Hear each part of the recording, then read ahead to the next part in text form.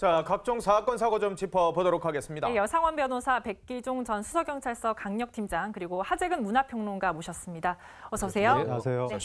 먼저 첫 번째 이슈 보시겠습니다.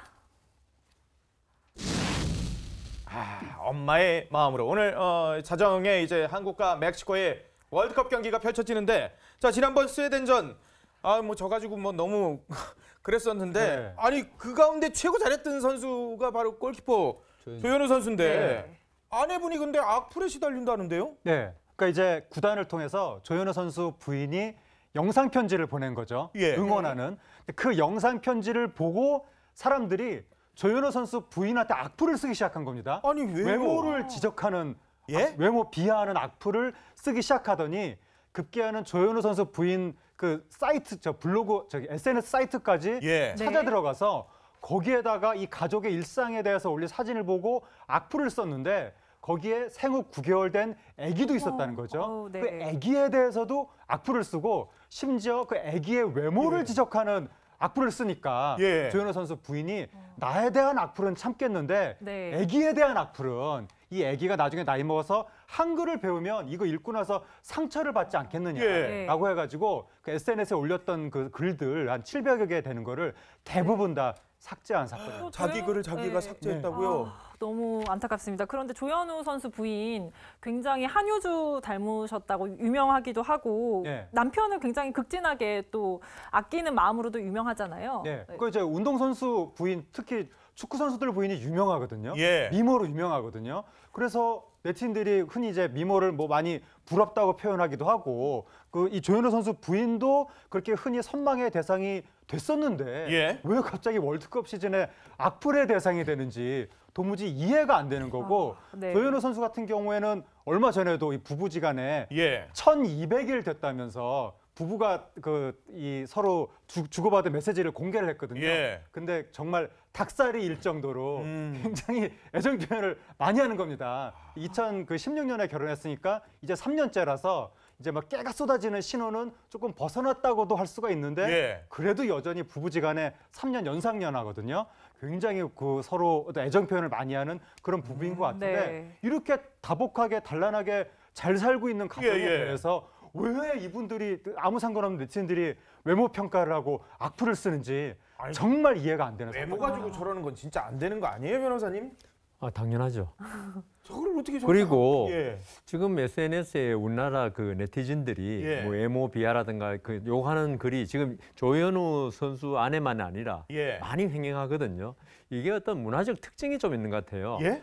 우리나라 사람들 왜 이런 말이 책도둑은 도둑이 아니라고 옛날에 그런 말이 있었다고요. 예. 그 우리나라 사람들이 어떤 직접적으로 폭력을 행사해서 상처가 나거나 예. 이것만 상처를 준 걸로 생각하는 그런 예. 경향이 있어요. 그런데 정신적인 피해도 사실 엄청난 육체적인 그럼요. 피해 못지않게 많은 마음의 상처를 있거든요. 예. 네. 그래서 우리나라 그 네티즌들이 어떤 그 막말하고 죄책감을 크게 못 느끼는 것 같아요. 그러니까 이게 네. 계속적으로 지금 뭐 조현우 선수뿐만 많이 지금 그런 일이 많았지 않습니까? 예. 그래서 우리나라 네티즌들도 네. 이런 그 말에 의한 혀로인한 새치 혀로인한 상처가 네. 예. 어떨 때는 몸에 난 상처보다 더 큰 상처를 주고 그렇죠. 자살하는 대상자도 있지 않습니까? 그럼요. 그래서 이건 SNS의 어떤 도덕적인 문제로 그칠 게 아니라 네. 예. 법적인 책임까지 나중에 질 수 있다. 명예훼손 또는 모욕으로. 그러니까 조심해서 글을 올려야 한다고. 게다가 오늘 밤에 또 경기가 있는 상황이라서 그럼요. 조현우 골키퍼가 좀 심리적인 심적으로 공포가 이게 있지 않을까 이런 걱정도 그렇습니다. 들거든요. 지금 그 조현우 씨 부인 이희영 씨라고 인스타그램에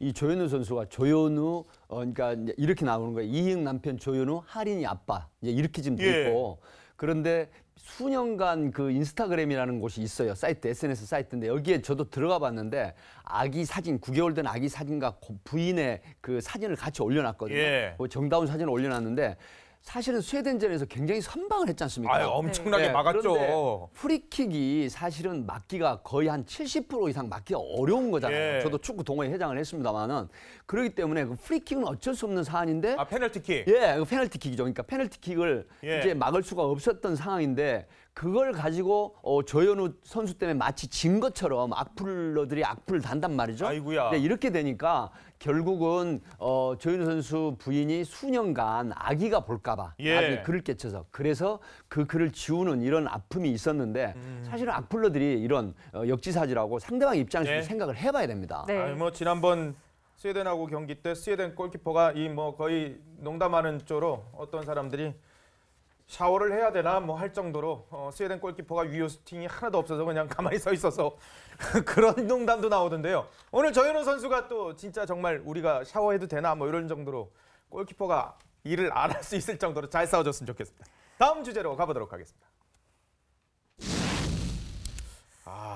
강진 여고생 실종 사건 벌써 8일째인데 이거 완전히 지금 미궁에 빠지는 것 같아요. 저수지를 수색했는데도 흔적도 안 아직까지도. 나온다 그러고. 그렇습니다. 이제 사실은 16일 날 그 나가는 날 이게 이제 지금 유력한 용의자로 지금 밝혀지고 있는 그 아빠 실종 학생의 아빠 친구가 네. 사실은 극단적인 선택을 했잖아요. 예. 그래서 사실은 경찰관이 현재 오늘도 보면 1,200여 명의 경찰관이 동원이 되고 1,200 예, 명이나요? 농수로 배수로 그다음에 저수지 또 잠수부 동원해서 지금 찾고 있는데 사실은 만난 게 정확하게 그 CCTV에 포착은 안 돼 있지만 예. 이 학생 실종 학생의 휴대폰 이동 동선과 그다음에 학생이 나갈 때 600여 미터 지점에서 이 용의자가 차를 그 승용차를 주차해 놓고 그게 포착이 됐죠. 그래서 예. 2시간 동안 이동한 게 거의 동선이 일치합니다. 네. 차량 이동 동선과 그다음에 이 학생의 휴대폰 이동 동선. 예. 네. 그래서 만났다는 게 이제 확인이 됐는데 사실은 지금 굉장히 핫하게 떠오르는 지금 의문점이 하나 있죠. 그날 집에 돌아와서 차량을 세차를 하고 네. 그다음에 인화물질로 옷도 의류를 다 태웠는데 했고요. 예. 그때 밤에 9시경에 내가 읍내 당구장 나갔다 오겠다라고 해서 13분간 나갔다 돌아왔는데 바로 차를 긁고 어디를 갔느냐면 저수지로 간 거예요. 갔잖아요. 예. 그 저수지에 이제 착안을 해서 좀 수색을 하고 있는데 네. 예. 이 부분이 지금 학생의 사실은 시신이 발견이 돼야만 또 전체적인 윤곽이 나오거든요. 물론 살아 있을 가능성도 네. 그래서 지금 당연히 감금돼 있습니다. 예. 있다라던가 가족이나 경찰은 현재 사망했다라는 결과보다는 아직도 살아있다라는 그런 생각으로 네. 예. 그 동네 주민들 60여 명까지 합세해서 지금 안타깝지만 수색을 맹렬히 하고 있는 그런 사안입니다. 통신 기록이라도 좀 남아 있으면 좋을 텐데 유력 용의자와 그리고 실종된 여고생 둘이 통화하거나 둘이 연락한 흔적은 전혀 안 나타나고 있는 상황이라서 좀 너무 어려워진 거 아닌가 그런 생각이 들거든요. 그러니까 지금 그 두 사람 간에 휴대폰은 발견 아직 못했죠. 예. 그렇지만 이게 기지국 통신사에 연락하면은 1년분 같이 통신 내용이 나오거든요. 아, 예. 예, 누가 누구하고 몇 시에 통화했는가, 예. 그리고 지역이 어딘가, 예. 어떤 기지국 내에서 다 나오는데 지금 그게 거기도 안 나온다는 거예요 지금. 예. 그러니까 그 많은 분들이 대포폰을 이용한 게 아닌가 하는데 허허. 뭐 이 숨진 남성은 모르겠는데 여고생이 무슨 대포폰까지 이용해가지고 통화할 예, 일은 예. 없고요. 그래서 만일에 지금 뭐 저는 여고생이 살아있기를 바라고 마지막 끈을 놓지 않고 싶은데 네. 만일에 안 좋은 결과가 있었다면은 이 두 사람 사이에 어떤 휴대폰으로 통화하기보다는 직접적인 대면 접촉이 많지 않았는가 이런 지금 그 추측이 되거든요. 여러 가지 의문점이 너무 많아요. 이거. 그러니까 그 아빠 친구하고 또 여고생하고 예. 친구 딸 아닙니까? 어떤 대면 접촉을 그렇게 많이 한다 그것도 상당히 지금 조금 납득이 안 가죠. 예.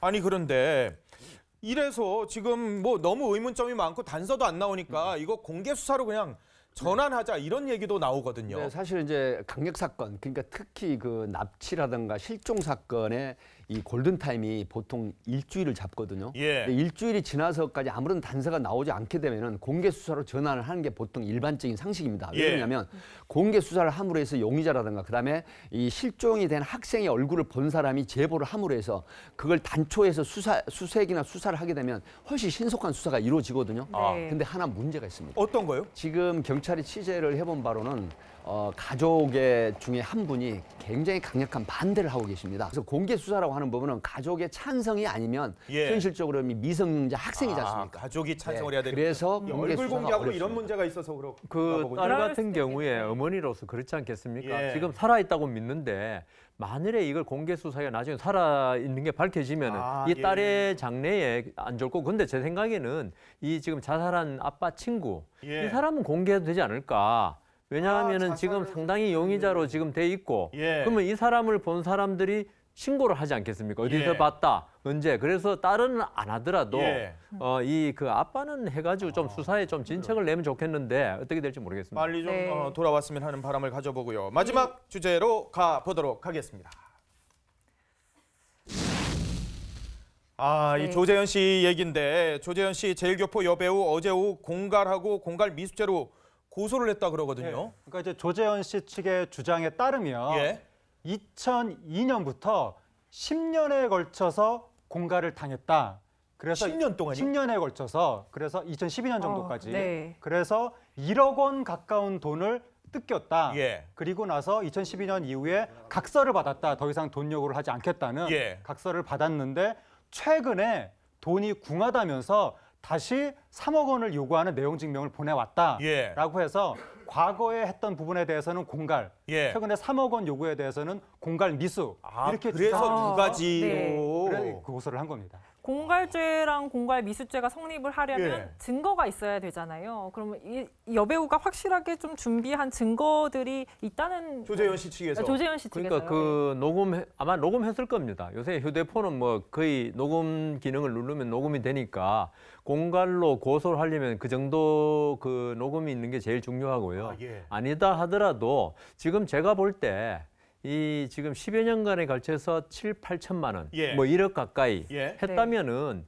이게 단순한 성관계, 그다음 성폭행을 했다 하더라도 그걸로 그 당시에 끝나야 되는데 합의금을 주거나 이게 10여 년간 장기간에 걸쳐서 했다는 거는 예. 이게 사실이건 그러니까 성폭행이 사실이건 아니건 떠나서 이게 합의한 거라도 예. 이게 밝혀지는 순간에 조재현 씨는 상당히 공인으로서 명예에 타격을 있습니다. 예. 그럼 이걸 밝힌다 그러면은 돈을 안 줄 수가 없죠. 예. 그래서 그 사람들이 이게 지금 어제 많은 분들이 쟁점을 성폭행 했냐 안 했냐 가지고 네. 그러시는데 예.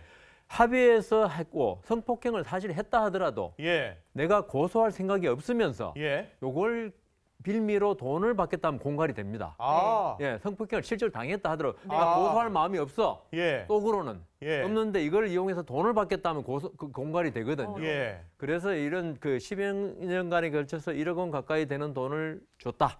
그리고 만일 녹음까지 있으면 더 확실하고 예. 증거상 있지 않을까 추측이 됩니다. 아니 근데 네. 10년 동안 뭐 하다가 조재현 씨는 그런데 이제야 이렇게 고소를 하게 되는 네. 걸까? 뭐 이런 또 질문들을 또 그렇습니다. 합니다. 사실 2002년도에 대추나무 사랑 걸렸네 이 촬영을 했는데 그 이후에 피아노라는 촬영을 부산에서 했어요. 예. 근데 지금 양쪽이 첨예한 주장이죠.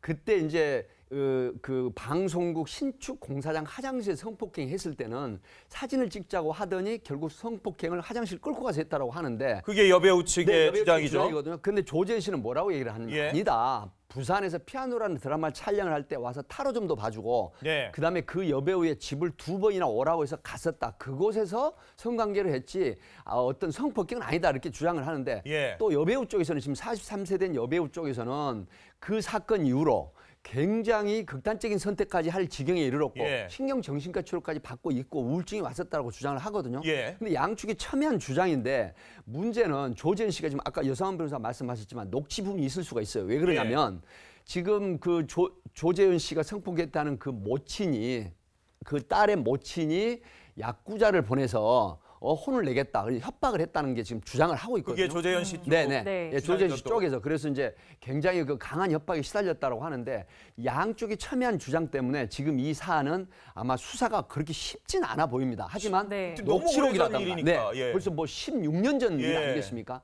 그렇기 때문에 거짓말 탐지기 같은 걸 하면 폴리그래프에서 진실 반응이나 그러면 허위 반응이 나올 때 예. 이게 직접 증거는 아니지만 정황 증거로 참작을 할 것입니다. 네. 저기 예. 뭐 이 사건하고 뭐 관계는 크게는 없지만은 네. 저는 공갈 피해자들하고 상담도 하고 하면요. 예, 예. 뭐 우리 텔레비를 보시는 분들이 알아야 될 게 어떤 이게 공갈을 지금 했다는 게 아니고 예. 공갈의 경우에 첫 번째 돈 요구할 때 예. 신고를 빨리 해야 됩니다. 신고를 예. 빨리. 조재현 씨 같은 특히 공직자 예. 같은 경우에 괜히 밝혀지면 경찰에 신고하면 망신이 아니냐 해가지고 돈 얼마 주거든요. 예. 근데 진짜 공갈범들은 이걸 계속적으로 이용해서 지금 상당 기간 끌고 네. 돈도 상당히 많이 뜯길 수가 있습니다. 예. 이 때문에 공갈이다 예. 의심되면 즉시 첫 번째 때 신고해야 됩니다. 빨리 신고해야 된다. 네. 알겠습니다. 지금까지 세 분과 말씀 나눠봤습니다. 고맙습니다. 고맙습니다. 감사합니다.